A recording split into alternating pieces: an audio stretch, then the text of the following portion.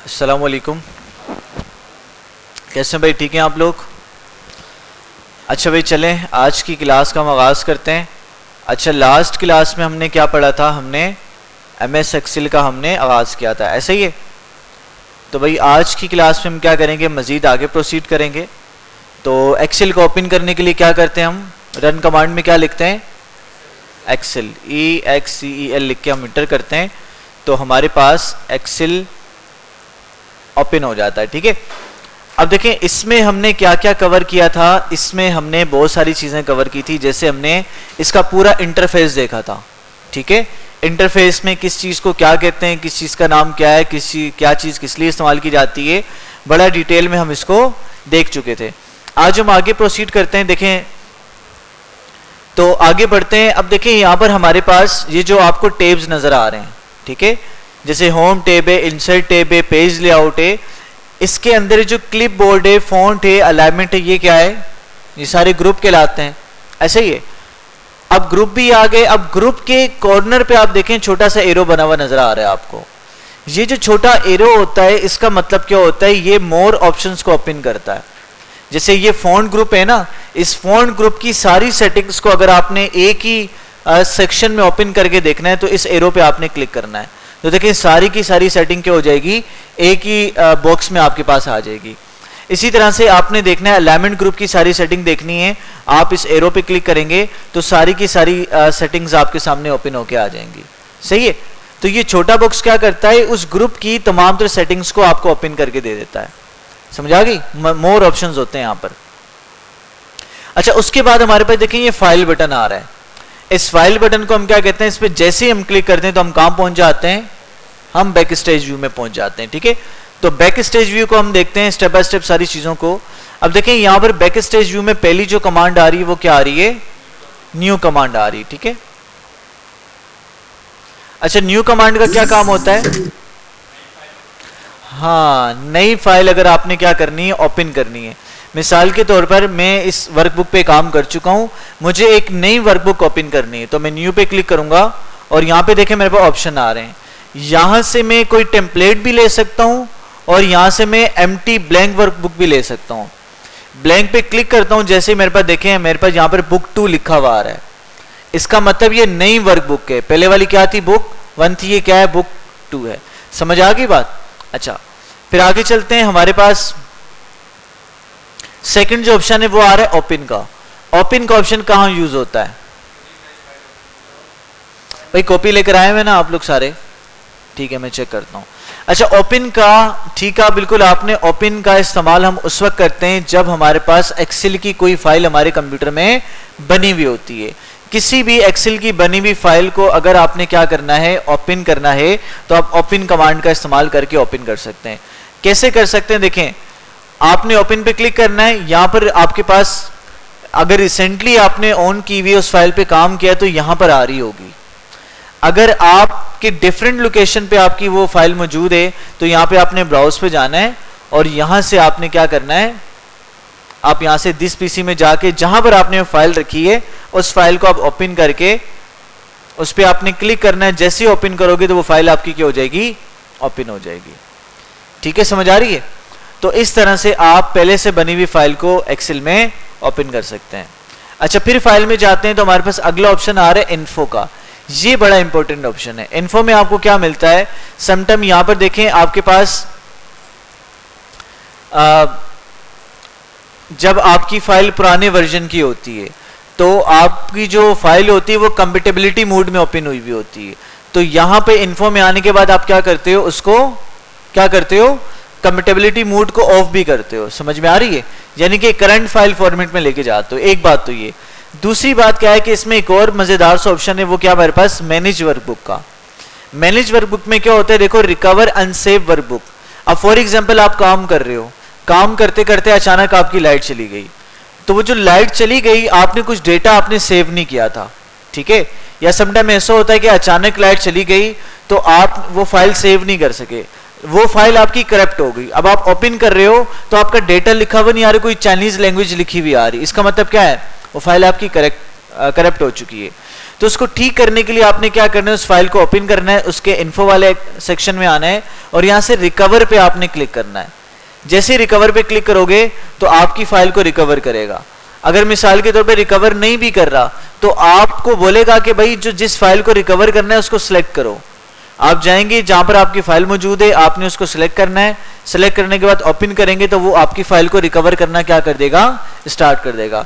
यानी कि जो प्रीवियस चेंजेस होंगे उनको वो जितना हो सकेगा, पॉसिबल हो सकेगा, उन सारे चेंजेस को वापस लाने की कोशिश करेगा। ठीक है, समझ में आ गई यहां तक?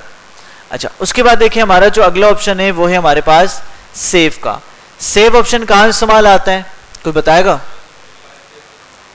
हाँ, जैसे देखें इसको मैं यहां से कैंसिल करता हूं और यहां से मैंने कुछ भी फाइल में लिखा,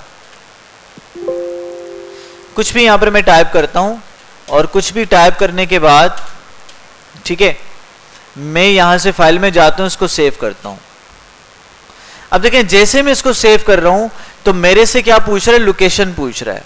मेरे से पूछ रहा है कहां सेव करना है, भाई आपने इस फोल्डर में करना है, इधर करना है। अगर इधर नहीं करना तो आप यहां से ब्राउज पे जाके आप कोई भी लोकेशन आप दे सकते हो। जैसे डेस्कटॉप पे जाके मैं क्या करता हूं, मैं इसको न्यू फाइल के नाम से इसको मैं सेव कर लेता हूं। ठीक है, समझ में आ गई? अच्छा, अब देखो मैं यहां पे क्या कर रहा हूं, यहां पे मैं कुछ भी लिख रहा हूं और इसको मैं दोबारा इस फाइल पे जाता हूं, सेव कर लेता हूं। अब मेरे से दोबारा नहीं पूछ रहा लोकेशन के बारे में। लेट्स से इसको मैं कैंसिल कर देता हूं और न्यू फाइल को ओपन करता हूं और यहां से मैं इसको कुछ भी लिखता हूं और यहां से मैं इसको सेव करता हूं, फाइल पे जाता हूं, यहां से सेव करता हूं। तो ये दोबारा ऑप्शन का नहीं पूछ रहा। वाई, क्यों, क्या रीजन है? हाँ, क्योंकि ये पहले से सेव हुआ है तो नई फाइल को सिर्फ एक दफा सेव करना पड़ता है, एक दफा लोकेशन देनी पड़ती है, बार बार लोकेशन आपको देनी नहीं पड़ती। ठीक है, समझ में आ गई यहां तक बात? अच्छा, उसके बाद आगे चलते हैं। अगर मिसाल के तौर पर देखिए मेरे पास एक फाइल मौजूद है, लेट से मेरे पास ये फाइल मौजूद है। अब ये फाइल मैंने बड़ी मेहनत से बनाई है और मैं इस फाइल को, अब मैंने क्या करना है, जो मेरी टीम में अंडर लोग काम कर रहे हैं, मैंने एक काम टास्क दिया टीम के बंदे को कि भाई आप एक काम करो, इस फाइल को थोड़ा सा मॉडिफाई कर लो। मॉडिफाई कर लो मतलब कि यहाँ पे ये वाला फार्मूला लगा दो, यहाँ पे ये वाला लगा दो, यहाँ पे ये वाला लगा दो, इस फाइल को आप ठीक कर दो। लेकिन मसला है कि वो जो टीम मेंबर है वो नया आया है, ठीक है, नया टीम मेंबर है। अब हो सकता है कि वो फाइल को ठीक करने के बजाय मजीद खराब कर दे, तो मेरा तो काम खराब हो जाएगा ना, मेरी सारी मेहनत क्या हो जाएगी, जाया हो जाएगी। तो इस केस पे मैं क्या करूंगा, उसको ओरिजिनल फाइल नहीं दूंगा, उसको मैं इसका डुप्लीकेट दूंगा। तो मुझे क्या करना पड़ेगा, उसका डुप्लीकेट बनाना पड़ेगा। तो डुप्लीकेट बनाने के लिए हम क्या करते हैं, सेव एज का इस्तेमाल करते हैं। तो सेव एज पे आप जाओगे, ब्राउज पे आप जाओगे और यहां से जाने के बाद आप इसको नाम चेंज करके आप सेव कर लोगे। जैसे आपने लिखना है ओरिजिनल पाक डेटा के नाम से मैंने इसको सेव कर लिया। ठीक है, समझ आ रही है? अब देखो, अब जो भी चेंजेस इस शीट में होंगे ना वो आपकी ओरिजिनल फाइल में नहीं होंगे।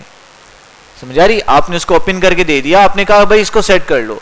अगर उसने सेट कर लिया, अच्छी शीट बना ली तो अच्छी बात है, नहीं बनाई तो कोई टेंशन की बात ही नहीं है। ठीक है, क्योंकि ओरिजिनल फाइल आपके पास मौजूद है, ओरिजिनल फाइल में चेंजेस आपके नहीं होंगे। देखो चेंजेस मैंने किए ना, अब मैं इसको कंट्रोल एस करके सेव करता हूं। सेव करने के बाद यहां से मैं इसको हटा देता हूं और देखो मेरी ओरिजिनल फाइल को मैं ओपन करता हूं। देखो ओरिजिनल फाइल में कुछ भी चेंजेस मुझे यहां पे नजर नहीं आ रहे, लेकिन जो उनसे मैंने डुप्लीकेट बनाई थी वो सारा चेंजेस कहां पर आ गए, मेरे डुप्लीकेट वाली फाइल में आ गए। समझ में आ गई? तो ये काम होता है हमारे सेव एज वाले ऑप्शन का। भाई इसमें कोई मसला? नो मसला। एक और काम भी होता है सेव एज कमांड का, वो क्या होता है, पासवर्ड लगाना है। Very good. पासवर्ड कैसे लगाते हैं? फाइल पे जाते हैं, सेव एज पे जाते हैं और फिर ब्राउज पे जाते हैं, फिर क्या करें, टूल्स पे जाएंगे, वेरी राइट, और फिर जनरल ऑप्शन पे जाएंगे और फिर क्या करना है, हमने पासवर्ड टाइप करना है। जैसे 1 2 3 पासवर्ड लिखते हैं, 1 2 3 पासवर्ड लिखते हैं, फिर पासवर्ड लिखते हैं, फिर पासवर्ड लिखते हैं। तो बंटी वाला काम हो गया ना, धोते जाओ है ना। तो खैर ये काम करने के बाद देखो, अगर आप ये चाहते हो कि भाई आपका पासवर्ड इसी फाइल पे लगे तो आपने नाम चेंज नहीं करना। समझ आ रही है? आप चाहते हो भाई पासवर्ड लगे एक नई फाइल पर, ओरिजिनल फाइल पे ना लगे, तो फिर आपने क्या करना है, यहां से नाम चेंज कर दो। तो ओरिजिनल वाली फाइल पे कोई पासवर्ड नहीं लगेगा, नई फाइल एक डुप्लीकेट क्रिएट होगा, उस पर पासवर्ड लग जाएगा। समझ आ गई बात? अच्छा, मैं चाहता हूं इसी पे पासवर्ड लगे, कोई डुप्लीकेट इसका ना बने। तो मैं यहां से क्या करता हूं, बगैर नाम चेंज किए मैं इसको सेव कर लेता हूं। जैसे ही सेव करता हूं, देखो एक डायलॉग बॉक्स ओपन हो गया। मैंने क्या कहा था कि जब भी कोई ऑप्शन आपके सामने आए तो आपने डायरेक्ट यस नो नहीं करना, आपने पढ़ना है क्या कह रहा है। क्या कह रहा है, original park data already exist. वो कह रहा है कि भाई ये फाइल पहले से मौजूद है आपके पास, आपके डेस्कटॉप पे पहले से रखी हुई है। Do you want to replace it, क्या आप उसको रिप्लेस करना चाहते हो इस पासवर्ड वाली फाइल से। अगर आप चाहते हो उसी मेन फाइल पे पासवर्ड लगे तो आपने क्या करना है, यस करना है। आप चाहते हो नहीं उस पे पासवर्ड ना लगे, एक नई फाइल डुप्लीकेट बन जाए उस पे पासवर्ड लगे, तो आपने नो करके इसका नाम चेंज करके सेव करना है। समझ आ गई बात? मैं कहता हूं ओरिजिनल पे ही लग जाए भाई, इसको मैं यस करता हूं और यहां से मैं इसको, अब देखें जैसे यस किया तो इस पे पासवर्ड लग चुका है। इसको हम क्या करते हैं, यहां से कैंसिल करते हैं। अब ओरिजिनल पार्क को हम यहां से ओपन करते हैं। देखो अब ये बगैर पासवर्ड के ओपन नहीं हो रही। अब इसको मैं 1 2 3 लिखता हूं, ओके करता हूं, दोबारा 1 2 3 लिखता हूं, मैं इसको ओके कर लेता हूं, तो मेरे पास फाइल मेरी क्या हो गई, ओपन हो गई। ठीक है, समझ आ गई? अच्छा, अब पासवर्ड हटाएंगे किस तरह से,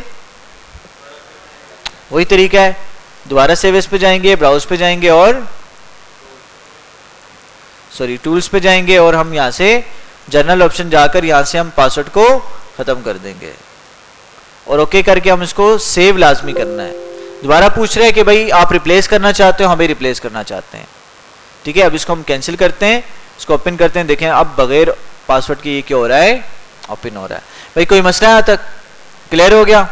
अच्छा, उसके बाद आगे चलते हैं। हमारे पास क्या आ रहा है, प्रिंट का ऑप्शन आ रहा है। इसको आप अच्छा, एक और ऑप्शन के लिए इस्तेमाल किया जाता है सेव एज कमांड को। किस लिए इस्तेमाल किया जाता है? नई लोकेशन, तो वही डुप्लीकेट हो गया ना। और बताएं,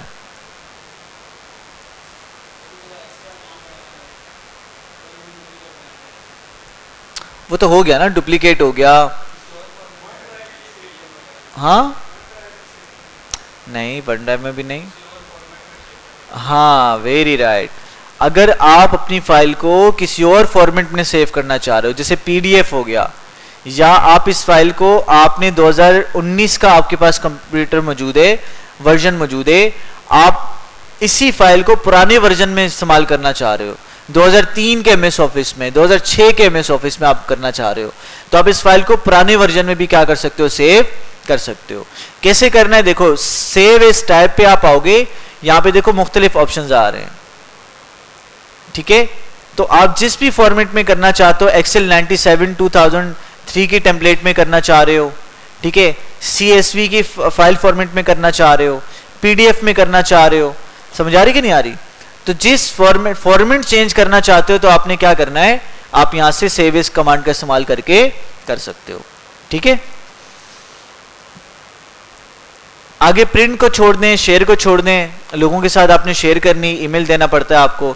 यहाँ से आप साइन इन होंगे तो यहाँ पर एक ऑप्शन आ जाएगा कि भाई आप किन किन लोगों के साथ इस फाइल को शेयर करना चाहते हैं, तो फिर आपकी ईमेल के साथ वो फाइल क्या हो जाएगी, जिस बंदे का ईमेल लिखोगे उसके साथ आपकी फाइल क्या हो जाएगी, वन ड्राइव के थ्रू सेव हो जाएगी, शेयर हो जाएगी। ठीक है, समझ आ रही है?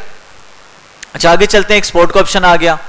अब यहाँ से आप फाइल की टाइप को चेंज भी कर सकते हो जो सेव एज में पड़ा, और आप इसको पीडीएफ में भी चेंज कर सकते हो। तो पीडीएफ में मैं क्लिक करता हूं और देखें पीडीएफ में क्लिक करता हूं, यहां से नाम भी चेंज कर सकता हूं, या तो उसी नाम में मैं इसका पीडीएफ क्रिएट कर सकता हूं। लेकिन एक बात देखें, यहां पर बात क्या देखनी है आपने, देखिए यहां पे मेन आपके पास आ रहा है ऑप्शंस का, ऑप्शंस पे आपने क्लिक करना है। तो यहां पे देखें कुछ आपसे कुछ कह रहा है, क्या कह रहा है डायलॉग बॉक्स में, आप अगर स्पेसिफिक पेजेस को पीडीएफ में करना चाहते हो, आप कहते हो भाई मेरे पास पेज नंबर 1 से लेके पेज नंबर 10 तक क्या हो जाए, पीडीएफ में कन्वर्ट हो जाए, तो क्या होगा, आपके पास इस शीट का पेज 1 और 2 क्या हो जाएगा, आपके पास पीडीएफ में चेंज होकर आ जाएगा। या पेज नंबर 1 से 5 तक करना चाहते हो, 1 से 10 तक करना चाहते हो, तो आप यहाँ पे पेज वाले ऑप्शन पे आके आपने क्या करना है, ओके करना है। अगर आप चाहते हो नहीं भाई सारे पेज ही क्या हो जाए, पीडीएफ में चेंज हो जाए, तो आल पे रहने देना है। फिर नीचे आ रहा है पब्लिश व्हाट, क्या पब्लिश करना चाहते हो, सिलेक्शन का मतलब क्या है कि आपने स्पेसिफिक पोर्शन को सिलेक्ट किया है, आप उसको पीडीएफ में कन्वर्ट करना चाह रहे हो, सही है। उसके बाद क्या, एक्टिव शीट, जो शीट्स एक्टिव हैं आपकी, देखो ये 2 शीट्स एक्टिव हैं आपकी, तो एक्टिव शीट को आप पीडीएफ में लाना चाह रहे हो तो आप क्या करोगे, उन दो शीट्स को सिलेक्ट करोगे तो वो एक्टिव शीट्स बन जाएंगी आपकी। तो आप उसको एक्टिव शीट पे क्लिक करके ओके करोगे, उन दो शीट्स पे जितना डेटा होगा वो पीडीएफ में कन्वर्ट होगा। अगर आप चाह रहे हो कि भाई एंटायर वर्कबुक, जितनी वर्कबुक है आपके पास, एक वर्कबुक की अगर मिसाल के तौर पे 10 शीटें हैं तो 10 की 10 शीटों का कंटेंट पीडीएफ में चेंज हो जाए, तो आपने क्या करना है, एंटायर वर्कबुक पे आके आपने ओके करना है। ठीक है, तो आपके पास क्या हो जाएगा, पूरी का पूरा डॉक्यूमेंट आपका पीडीएफ में कन्वर्ट हो जाएगा। सेटिंग बनाई, ओके किया, ओके करने के बाद इसको पब्लिश करता हूं तो देखें सारी की सारी वर्कबुक क्या हो जाएगी मेरी, ये पीडीएफ में कन्वर्ट होकर आ गई। ठीक है, समझ में आ गई बात। देखें जैसे कंट्रोल दबा के शीट पे क्लिक करेंगे वो शीट आपकी एक्टिव होती चली जाएगी। इनएक्टिव करना है, कंट्रोल दबा के आप इसको क्लिक करेंगे वो इनएक्टिव होती चली जाएगी। ठीक है, समझ आ रही है।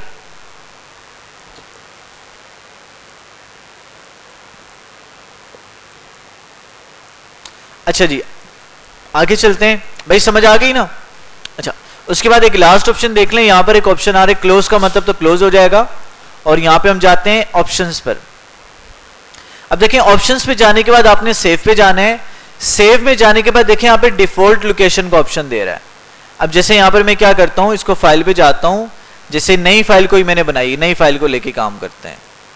जैसे एक्सेल ओपन किया, यहां से हमने नई फाइल ली और यहां से इसको सेव करना है। फाइल पे गया, सेव पे क्लिक कर दिया, ब्राउज पे गया। अब देखो मुझे डिफॉल्ट लोकेशन दे रहा है कि ड्राइव सी में एमएस ऑफिस के फोल्डर में ये चीज क्या होगी, आपकी सेव होगी। आप इस लोकेशन को सेव चेंज करना चाहते हो कि भाई मेरी एक खास लोकेशन में मुझे डिफॉल्ट लोकेशन बताए, तो फिर आपने क्या करना है, हेलो खड़े हो जाओ।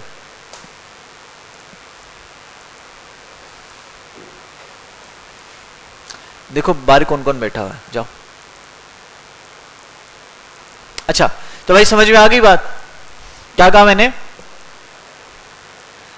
क्या कहा, हाँ लोकेशन चेंज करनी डिफॉल्ट। कैसे डिफॉल्ट लोकेशन चेंज करूंगा, अगर मिसाल के तौर पे आप चाहते हो कि भाई डिफॉल्ट लोकेशन आपकी बन जाए कौन सी, आप गए पार्टीशन सी में, आप चाहते हो कि भाई आपकी जो फाइल है कहां पे सेव हो, विंडोज में आके सेव हो, विंडोज में आके सेव हो, तो आपने क्या करना है, इस विंडो वाली लोकेशन आपने वहां पे पेस्ट करनी है। कैसे करेंगे, आप यहां पे क्लिक करेंगे और यहां से डबल क्लिक करेंगे तो ये सारा आपका सिलेक्ट हो जाएगा। कंट्रोल ए कर लें और कंट्रोल सी कर लें, सही है। तो लोकेशन आपकी क्या हो जाएगी, कॉपी हो जाएगी। कॉपी करने के बाद आपने यहां पर आना है और यहां पे ऑप्शंस पे जाना है। ऑप्शंस पे जाने के बाद आपने सेव पे जाना है और यहां से आपने इसको कंट्रोल ए करके सिलेक्ट करके कंट्रोल वी कर देना है। तो देखें अब जब भी आप क्या करोगे, यहां से ओके लाजमी करना है। जब भी आप फाइल को सेव करने लगोगे तो आपको उसी फोल्डर पे ये लेके जाएगा ऑटोमेटिकली। देखें लोकल डिस्क सी में विंडोज वाले आपको फोल्डर में लेके आ गया। समझ आ रही है। तो इस तरह से आप डिफॉल्ट लोकेशन भी अपनी मर्जी के मुताबिक आप क्या कर सकते हो, सेट कर सकते हो। ठीक है, समझ आ गई। वर्ड में भी है, पावर पॉइंट में भी है। ठीक है, इसका फायदा ये हो सकता है कि आप गए पार्टीशन डी में, आपने यहां पर एक फोल्डर बना दिया, आपने फोल्डर बना दी किसका, एमएस ऑफिस का। ठीक है भाई, एमएस ऑफिस का आपने फोल्डर बनाया, कहां गया, क्या रिप्लेस कर दिया इसने,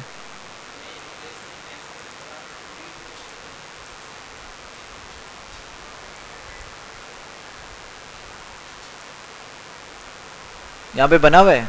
चलिए इसको मैं कैंसिल कर देता हूं और यहां से नया फोल्डर बनाते हैं, एमएस ऑफिस। ठीक है, इसमें आपने एक फोल्डर बना दिया किसका, एमएस वर्ड का। यहां पे एक फोल्डर बना दिया आपने एमएस पावर पॉइंट का, और एक आपने फोल्डर बना दिया एमएस एक्सेल का। ठीक है, समझ आ गई। अब आप क्या कर सकते हो, एक्सेल की डिफॉल्ट लोकेशन अलग कर दो। एक्सेल की डिफॉल्ट लोकेशन आपने क्या बना दी, एक्सेल का फोल्डर बना दिया। डबल क्लिक किया, यहां पे गए आपने कंट्रोल ए करके कंट्रोल सी किया और यहां पर आप एक्सेल में आए, आप ऑप्शन में गए और यहां से आपने क्या कर दिया भाई, यहां से सेव में जाके आपने डिफॉल्ट लोकेशन आपने इसको कैंसिल किया, यहां से आपने सेव कर दी। ओके आपने कर दिया। अब देखो ये फाइल सेव करोगे, कहां सेव करेगा, डायरेक्ट आपको एक्सेल के फोल्डर में लेके चला जाएगा, आपको कहीं जाने की दोबारा जरूरत नहीं पड़ेगी। हेलो, खड़े हो जाओ, खड़े हो जाओ, शाबाश भाई, समझ में आ गई। अच्छा ये आप इसको सेव कर लिया आपने। अब सेव करने के बाद हमारे पास इसी तरह से वर्ड ओपन करोगे, वर्ड की डिफॉल्ट लोकेशन अलग दे दो, वर्ड वाला फोल्डर दे दो, पावर पॉइंट की पावर पॉइंट वाला फोल्डर दे दो। इससे क्या होगा कि आपकी सारी चीजें ऑर्गेनाइज वे में रहेंगी। ठीक है, वर्ड की फाइल वर्ड वाले फोल्डर में जा रही है, पावर पॉइंट की पावर पॉइंट वाले में जा रही है, और एक्सेल की एक्सेल वाले में जा रही है। भाई समझ में आ गई बात। अच्छा अब यहां तक तो भाई हमने देख लिया, बैक स्टेज व्यू को पढ़ लिया हमने, सारे इंटरफेस को पढ़ लिया। आगे हम चलते हैं सेल की बेसिक्स पर। अब देखिए कल मैंने आपको बताया था कि भाई ये क्या है, मेरे पास ये जो छोटा बॉक्स नजर आ रहा है ये क्या होता है, सेल होता है। ठीक है, अब यहां से हमारे पास मैंने बताया था ये क्या होता है, नेम बॉक्स होता है, और ये क्या होता है, फार्मूला बार होता है। इसमें फार्मूला नजर आता है किसी भी सेल में लगा हुआ, और इसमें नेम बना हुआ आता है। अगर मैंने किसी रेंज को सिलेक्ट करना है, देखो अगर मैंने किसी भी कॉलम को, सेल को सिलेक्ट करना है, वहां पे जाके मैं क्लिक करूंगा, मेरा वो सेल क्या हो जाएगा, सिलेक्ट हो जाएगा, और उसका नाम यहाँ पे डिस्प्ले हो रहा होगा। मैंने किसी रेंज को सिलेक्ट करना है तो यहां से मैं रेंज को सिलेक्ट कर सकता हूं। ठीक है, तो रेंज के बारे में मुझे बता रहा होगा, यानी कि आपके पास क्या है, 6 रोज हैं और 12 कॉलम्स हैं। 6 रोज हैं और कितने कॉलम्स हैं, 12 कॉलम्स हैं। अच्छा उसके बाद देखिए आपने 2 सेल्स को सिलेक्ट करना है, तो भाई डबल क्लिक नहीं करेंगे आप लोग। अक्सर बच्चे क्या गलती करते हैं, डबल क्लिक करके उसको सिलेक्ट कर रहे होते हैं, सिलेक्ट ही नहीं होता उनसे। जस्ट आपने बाहर क्लिक करना है। ठीक है, जैसे यहां से ए से लेकर मैंने जी तक सिलेक्शन लेनी है, ए पे क्लिक किया और यहां पे लेफ्ट क्लिक को होल्ड करके रखूंगा, और जितनी सिलेक्शन लेनी है मैं यहां से क्या कर सकता हूं, इजीली मैं सिलेक्शन ले सकता हूं। समझ में आ गई बात। अच्छा एक और बात देखें, अब एक्सेल में क्या है कि भाई हमारा डेटा मैनेजमेंट का काम करते हैं, और डेटा मैनेजमेंट के काम के लिए जरूरी है कि डेटा बड़े आसानी से हम इसमें मैनेज कर सकें। अब देखिए मिसाल के तौर पर मैंने एक शीट बनानी है, और इस शीट में मेरे पास जो आइटम्स हैं वो कितने आइटम्स हैं, लेट्स से मिसाल के तौर पर 1000 आइटम्स हैं। तो मुझे क्या करना है, उसकी लिस्टिंग बनानी है, पहले नंबर पे कौन सा है, दूसरे पे कौन सा है, तीसरे पे कौन सा है, चौथे पे कौन सा है। तो मैं क्या करूंगा, यहाँ पे लिखूंगा, नंबर लिखूंगा 1 2 3 4 5 6 7 8 9 और 10। अब देखिए अगर 1000 मैंने लिखनी है नंबरिंग, तो क्या होगा, बहुत ज्यादा मेरा टाइम कंज्यूम होगा। ठीक है, इसी तरह से अगर मैंने यहाँ पे क्या लिखना है, मैंने लिखना है मंथ्स के नाम लिखने हैं, जनवरी फरवरी, पूरे मंथ्स के नाम लिखने हैं, इस पे मेरा क्या होगा, बहुत ज्यादा टाइम मेरा जाया होगा। इसी तरह से यहाँ पर मैंने लिखना है डेज लिखने हैं, मंडे ट्यूसडे वेडनेसडे। ठीक है, और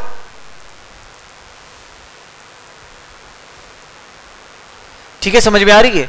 और यहां पर मैंने क्या देना है, ये मेरे पास क्या सीरियल नंबर आ गया, ये मेरे पास मंथ आ गया, और ये पर मेरे पास क्या आ गया, डे आ गया। ठीक है, और मेरे पास क्या आ गया, पोजीशन आ गई। चलें पोजीशन कर लेते हैं, समझ आ रही कि नहीं आ रही, या रैंक कर लेते हैं, रैंक, पोजीशन या रैंक। ठीक है, तो 1000 प्रोडक्ट्स की मैंने नंबरिंग करनी तो मेरा बहुत ज्यादा टाइम लगेगा, लेकिन एक्सेल आपको क्या देता है, एक बड़ा अच्छा सा फीचर देता है। आप इस फीचर के जरिए से क्या कर सकते हो, आप क्या कर सकते हो, बड़े आसानी से बड़ी तेजी के साथ आप काम कर सकते हो। आपने जस्ट क्या करना है, आपने उस सेल को जिस सीरीज को कंटिन्यू करना चाह रहे हो, आपने उस सेल को सिलेक्ट करना है, और यहां पर आकर आपने इंसर्शन पॉइंट को कॉर्नर पे लेके जाना है। डॉट बना हुआ है सेल के कोने पे, इस डॉट पे आपने लेके जाना है। जैसे ही डॉट पे लेके जाओगे, देखो वो जो इंसर्शन पॉइंट था प्लस के सिंबल में चेंज हो गया। ठीक है, किस में चेंज हो गया भाई, देखें ये प्लस के सिंबल में चेंज हो गया। अब देखो मैं इसको नीचे लेफ्ट क्लिक को होल्ड करके नीचे इसको ड्रैग एंड ड्रॉप करूंगा, तो क्या होगा, वो जो नंबर होगा वो डुप्लीकेट होकर आ जाएगा, उसकी कॉपी बन जाएगी। बात समझ आ रही है। अगर आप चाहते हो कि सीरीज कंटिन्यू हो, 1 2 3 4 5 6 इस तरह से नंबर आए, तो फिर क्या करना है, दोबारा आपने उसी जगह पे जाना है। ठीक है, और फिर क्या करना है, कंट्रोल दबा के आपने ड्रैग एंड ड्रॉप करना है। देखो कंट्रोल दबा के ड्रैग एंड ड्रॉप करोगे तो जितना नीचे लेके जाओगे उतनी नंबरिंग आपकी आती चली जाएगी। समझ आ रही है? आपने ड्रैग एंड ड्रॉप करना है और नीचे आते जाना है। तो देखो मैंने क्या किया भाई, चंद सेकंड्स में मैंने 1500 तक की नंबरिंग को मैंने यहां पर लिख लिया। तो देखो आसान है कि नहीं है? बस समझ आ रही है? ये एक्सेल का जो ऑप्शन होता है इसको हम क्या कहते हैं? Fill handle. क्या कहते हैं? फिल हैंडल कहलाता है। ठीक है, समझ आ गई? अच्छा आगे चलते हैं। उसके बाद जनवरी फरवरी है। अब देखो अगर वर्डिंग में सीरीज को कंटिन्यू करवाने तो फिर कंट्रोल नहीं दबाना आपने। क्या कहा? अगर नंबर में सीरीज को कंटिन्यू करवा रहे हो तो क्या करना है? आपने कंट्रोल दबाना है कोने पे लेके जाके। समझ आ रही है? राइट कॉर्नर पे जाके आपने कंट्रोल दबा के ड्रैग एंड ड्रॉप करना है। लेकिन जब कोई नंबर नहीं है, कोई अल्फाबेटिक ऑर्डर को आपने अल्फाबेट्स वाली सीरीज को कंटिन्यू करवाना है तो फिर आपको कंट्रोल दबाने की जरूरत नहीं है। आप ऐसे ड्रैग एंड ड्रॉप करोगे तो देखो हमारे पास ये सारे का सारा वो आपके जो मंथ्स हैं वो कंटिन्यू होते चले जाएंगे। ठीक है, समझ आ गई? अच्छा उसके बाद डे को आपने कंटिन्यू करवाना है। आप यहां पे आप इसको इजीली कंटिन्यू करवा सकते हो। ठीक है, इसी तरह से पोजीशन में आपने लिख दिया first position, second, first second third को कंटिन्यू करवाना चाह रहे हो। अगेन आपने क्या किया? ये भी क्या है? वर्डिंग की फॉर्म में, इसको भी आपने as it is drag and drop कर दिया। तो देखिए सारी पोजीशन को एज इट इज आपको नीचे लेके चला जाएगा, कंटिन्यू करवाएगा। भाई समझ में आ गई यहां तक बात? अच्छा अब उसके बाद अगर आपने किसी स्पेसिफिक सीरीज को कंटिन्यू करवाना है, किसको? स्पेसिफिक सीरीज को। स्पेसिफिक का मतलब क्या है कि भाई जैसे 1 है, 1 के बाद क्या है भाई? 3 आए, तो मैं कह रहा हूं ओड नंबर कंटिन्यू हो जाए, ओड नंबर की सीरीज को कंटिन्यू करवाना है। उसके लिए फिर क्या करना है? मैं इन दोनों को सिलेक्ट करूंगा ताकि एक्सेल को समझ में आए कि भाई इस सीरीज को आगे कंटिन्यू करवाना है।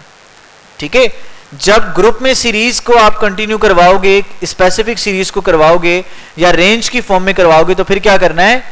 इसमें भी आपको कंट्रोल दबाने की जरूरत नहीं। हालांकि नंबर है लेकिन आपको कंट्रोल दबाने की जरूरत नहीं है। आपने क्या करना है? दोनों को सिलेक्ट करना है। सिलेक्ट करने के बाद आपने यहां पर जैसे प्लस का निशान बना हुआ आएगा, आपने इसको ड्रैग एंड ड्रॉप करना है। तो जैसे जैसे ड्रैग एंड ड्रॉप करोगे देखो 1 और 3 के दरमियान 1 नंबर का फर्क था, फिर देखो 5 में भी 1 नंबर का फर्क है, 7 में भी 1 नंबर का फर्क है, 9 में भी 1 नंबर का क्या है? फर्क है। समझ में आ गई बात? तो इस तरह से कर सकते हो।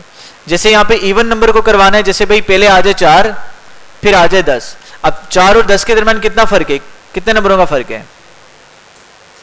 6 का फर्क है।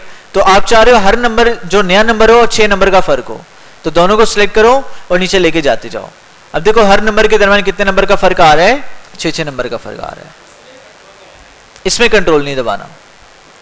जब एक से ज्यादा सेल होंगे तो इसमें कंट्रोल दबाने की आपको जरूरत नहीं है। समझ में आ गई बात?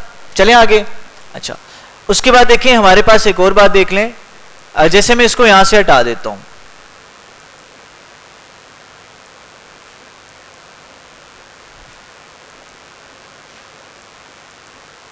चलें यहां से हटा देता हूं मैं इसको। अच्छा अब फर्ज करें कि आपने सीरीज को कंटिन्यू करना है। ठीक है, इसको तो मैंने हटा ही दिया। खैर अगर इस सीरीज को आपने कंटिन्यू करना है तो आप सारों को सिलेक्ट करें और यहां से इसको ड्रैग एंड ड्रॉप कर दें।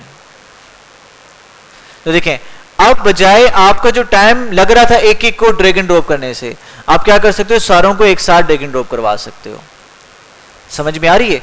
तो इस तरह से क्या होगा? आपका टाइम भी बच जाएगा। भाई क्लियर है? चले आगे। अच्छा उसके बाद क्या है? एक इंपॉर्टेंट बात,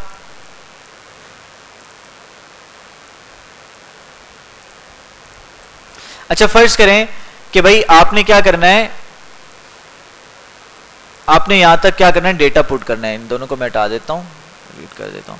आपने यहां तक डेटा पुट करना है। आपने लिखा 1, ठीक है, आपने मंथ लिखा क्या है भाई? जनवरी, और यहां पर आपने लिखा डेट क्या है? मंडे।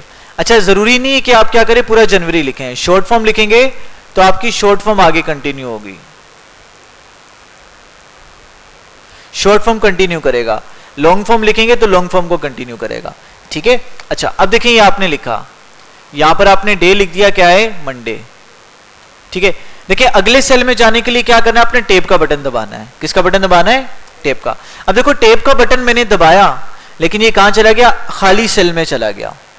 समझा रही? फिर मुझे क्या करना पड़ा, मुझे या तो एरो से मुझे दोबारा इधर आना पड़ा और फिर क्या करना पड़ा, मुझे दोबारा लिखना पड़ा 2, फिर टेप दबाया, मैंने लिखा फरवरी और फिर मैंने लिख दिया टेप दबा के मैंने लिख दिया क्या, ट्यूसडे।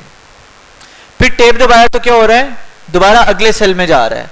फिर मुझे दोबारा यहां पे एरो का इस्तेमाल करके, हेलो, एरो का इस्तेमाल करके दोबारा मुझे यहां पर आना पड़ रहा है। समझ आ रही है? तो इससे क्या हो रहा है, मेरा टाइम बहुत ज्यादा जाया हो रहा है ना। तो अब इसके हल के लिए क्या करना है कि भाई ऑटोमेटिकली मेरा जो टेप दबाने पर मैं ऑटोमेटिकली उसी सीरीज पे आ जाऊं, उसी जगह पे आ जाऊं जहां से मैंने डेटा को लिखना स्टार्ट करना है। उसके लिए क्या करना है, आप उस एरिया को सिलेक्ट कर लो जहां आपने डेटा को पुट करना है। लेट्स से यहां तक मैंने डेटा एंटर करना है। समझ आ रही है? अब ये आपने क्या बना दिया, एक आपने बाउंड्री क्रिएट कर दी। अब इस बाउंड्री के आगे आप शिफ्ट नहीं हो पाएंगे। कैसे? देखें, शिफ्ट दबा रहा हूं, देखो ये मंथ पे जा रहा है, शिफ्ट दबा रहा हूं डे पे जा रहा है, दोबारा शिफ्ट दबा रहा हूं, देखो दोबारा सीरियल नंबर पे जा रहा है, आगे नहीं जा रहा आपके रेंज से। समझ आ रही है? शिफ्ट दबाया मैंने, जैसे यहां तक मैंने कर लिया, ट्यूसडे मेरा हो गया, दोबारा टेप दबाऊंगा, देखो यहां पे चला जाएगा। यहां पे मैंने लिखा 3, फिर मैंने टेप दबाया, मैंने लिख दिया मार्च, फिर मैंने लिख दिया वेडनेसडे, फिर आगे मैंने टेप दबाऊंगा तो देखो दोबारा मुझे इनिशियल जगह पर लेके चला जाएगा। ठीक है, समझ में आ रही है भाई? क्लियर है? चलें आगे। हाँ, सिलेक्ट करेंगे, आप सिलेक्ट करेंगे जितनी रेंज आपने देनी है, जिस भी डेटा पे आप काम कर रहे हो। ठीक है, और फिर टेप दबाते जाओगे, आपका ये सेल डिफरेंट पोजीशन पे जाता चला जाएगा। भाई लिख रहे हैं ना आप लोग, ये छोटे छोटे पॉइंट लिखें, भूल जाएंगे आप लोग। ठीक है, और कल किसी के पास कॉपी नहीं होगी तो क्लास में बैठेगा नहीं वो।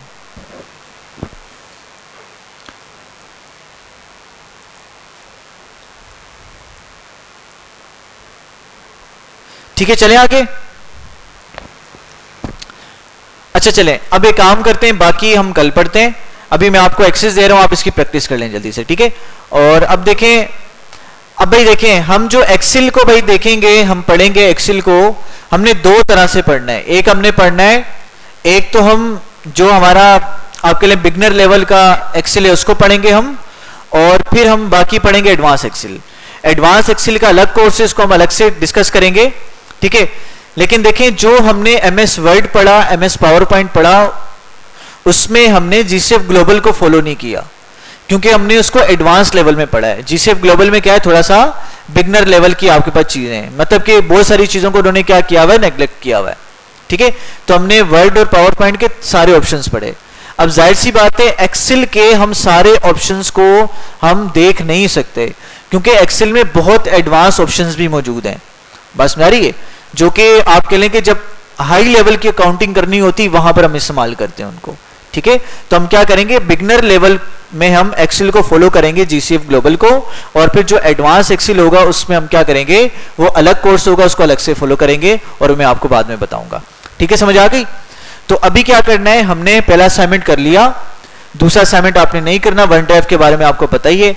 तीसरा मैंने आपको बता दिया कि भाई कैसे वर्कबुक को ओपन करते हैं, कैसे क्रिएट करते हैं, ये भी हमने सीख लिया, और सेव किस तरह से करते हैं वर्कबुक को, ये भी हमने सीख लिया, और सेल की बेसिक्स को भी हमने क्या कर लिया, थोड़ा सा सीख लिया। अब इसमें दो चीजें और देख लें, फिर मैं आपको एक्सेस देता हूं कि आपने क्या करना है भाई।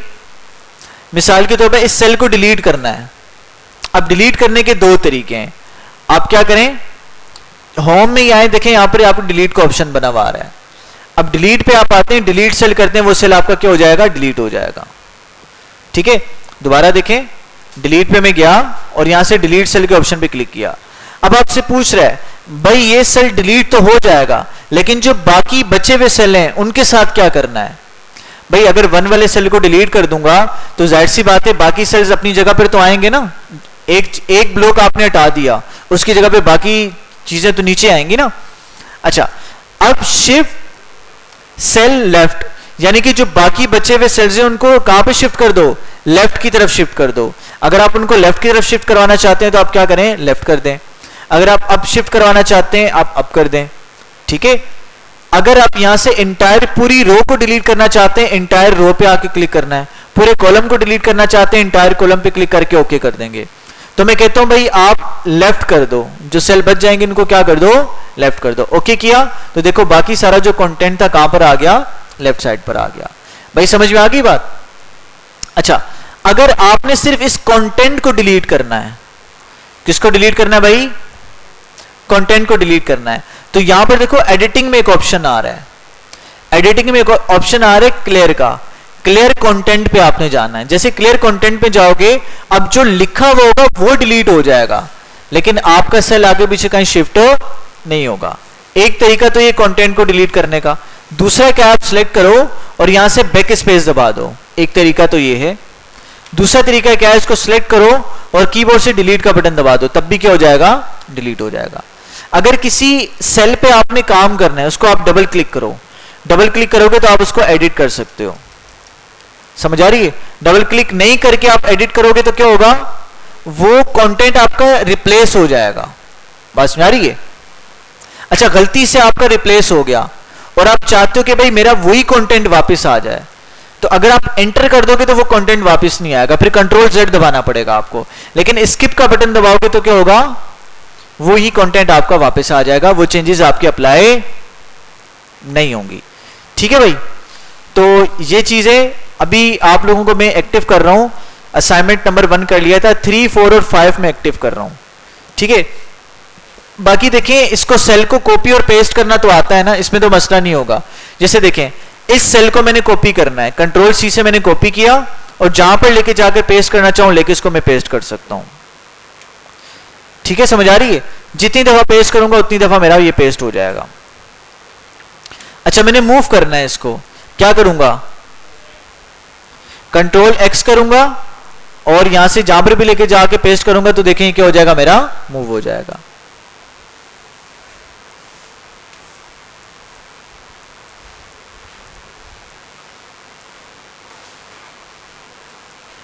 अच्छा, दूसरा देख लें भाई। उसके बाद देखें,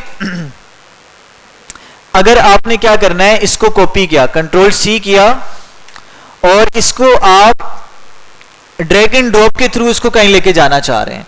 अब देखें, ये प्लस बना हुआ आ रहा है, अब जैसे ही इसके ऊपर बाउंड्री पे जाएंगे तो ये क्या आ रहा है आपके पास?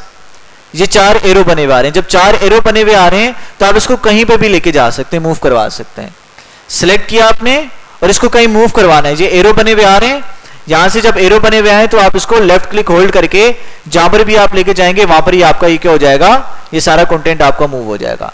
एक तो ये तरीका है, एक तो ये कि कंट्रोल X करके आप इसको मूव करवा लो। भाई समझ में आ गई बात? तो चले, मैं आपको एक्सेस दे रहा हूं, इसकी आप प्रैक्टिस कर लें, बाकी 3, 4, 5 आपको असाइनमेंट में असाइन कर देता हूं।